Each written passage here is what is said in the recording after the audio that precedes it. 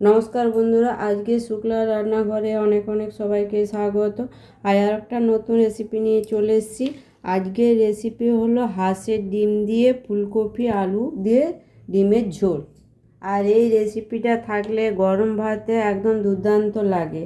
আর হাঁসের ডিমের টেস্ট তো জানেনই সবাই। আর এই রেসিপিটা হবে একদম ঘরোয়া মশলা দিয়ে, বানানোটাও খুবই সোজা।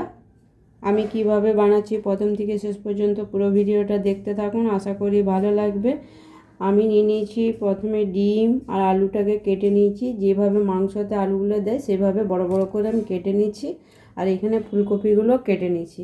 আমি সবারই প্রথমে ফুলকপিটাকে একটু ভাপিয়ে নেবো। আপনারা চাইলে ডাইরেক্ট ভেজেও করতে পারেন, তবে ভাপিয়ে করলে ফুলকপিতে যে পোকা টোকা থাকে তাহলে বেরিয়েও যায় আর গ্যাসটাও কম। কুকারের মধ্যে ফুলকপিগুলো নিয়ে নিয়েছি।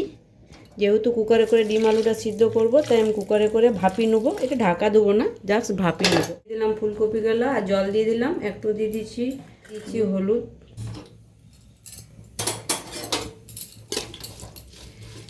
ফুলকপিগুলো 2 থেকে 4 মিনিটের মতো আমি ভাপিয়ে নেবো। এরকমভাবে ফুলকপিগুলো আমার ভাপানো হয়ে গেল। আর ফুলকপিগুলো আমি জল থেকে তুলে ছেঁকে নেবো। ওই কুকারে আমি ডিম আলুটাকে সিদ্ধ করে নেবো। ওই ডিম আলুটা সিদ্ধ করতে করতে আমি একটা মশলা করে নেবো। এখানে দিয়ে দিচ্ছি কয়েক টুকরো আদা আর লঙ্কা।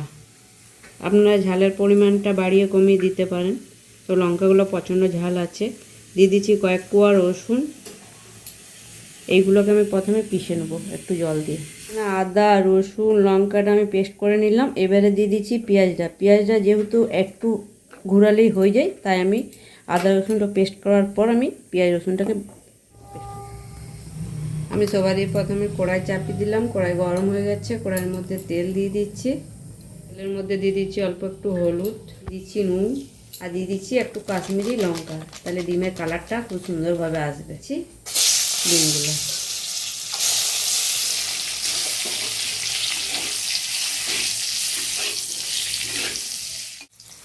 এই ডিমগুলো আমি সুন্দরভাবে ভেজে নিলাম এভাবে।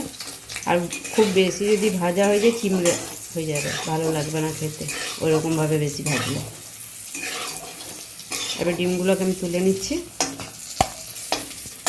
বেশি ভাজলে রোবটের মতন হয়ে যায় ডিমগুলো। তাহলে আমি ফুলকপিগুলোকেও ভেজে নেব।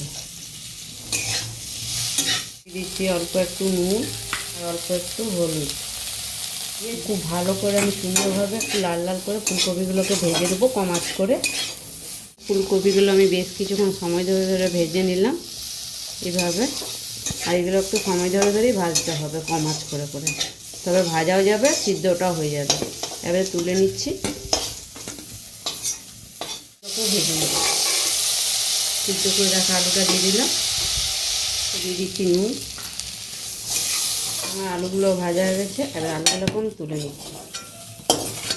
তরকারিটা চাপানোর জন্যে আবার তেল দিয়ে দিচ্ছি।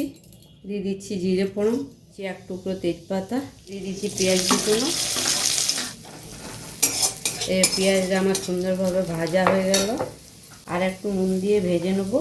একটু নুন দিয়ে দিচ্ছি পেঁয়াজের মধ্যে, তাহলে পেঁয়াজটা নরম হয়ে যাবে। এবার দিয়ে দিচ্ছি আদা রসুন লঙ্কা পেঁয়াজ বাটা, দিয়ে দিচ্ছি টমেটো পেস্ট। টমেটোকে আমি খুব ভালো করে মিহি করে পেস্ট করে নিই, একটু আধ ভাঙা করে পেস্ট করে নিচ্ছি। পরিমাণ মতো নুন, দিয়ে দিচ্ছি হলুদ গুঁড়ো, দিয়ে দিচ্ছি ধনে গুঁড়ো, জিরে গুঁড়ো। এর জন্য দিয়ে দিচ্ছি 1 চামচ কাশ্মীরি লঙ্কা। তারপরে খুব ভালো করে আমি মশলাটাকে কষিয়ে নেবো বেশ কিছুক্ষণ সময় ধরে ধরে। আদা পেঁয়াজ রসুন টমেটোর গন্ধটা কাঁচা গন্ধটা যাওয়াটা। এই খুব সুন্দরভাবে আমার মশলাটা কষানো হয়ে গেল। এবারে দিয়ে দিচ্ছি ভেজে রাখা আলু ফুলকপিগুলো। আলু ফুলকপি দিয়েও আমি একটু কষিয়ে নেব। এখন কষানো হয়ে গেল, এবারে ডিমগুলোকে আমি দিয়ে দিচ্ছি। ডিমগুলোকে দিয়ে আমি একটু কষিয়ে নেব। দিয়ে দিচ্ছি আমি জল।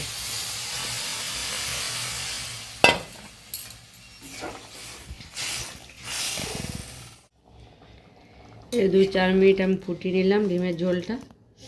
জলটা অনেকটা কমে গেছে, এরকম চাপচাপও হয়ে গেছে। তবে এটা আরও শুকিয়ে গেলে চাপ হয়ে যাবে। আর এরকম অবস্থায় রাখলে একটু গরম ভাতের সাথে গ্রেভি দিয়ে দিয়ে খেতে ভালো লাগবে। উপর থেকে দিয়ে দিচ্ছি অল্প গরম মশলা পাতা।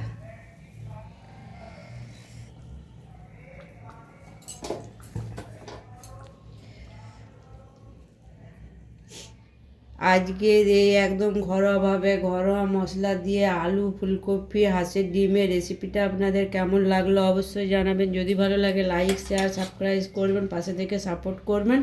আর এইভাবে গরম ভাতের সাথে বানিয়ে খাবেন, যেহেতু শীতকাল এই সময় হাঁসের ডিমটাও খেতে ভালো লাগে।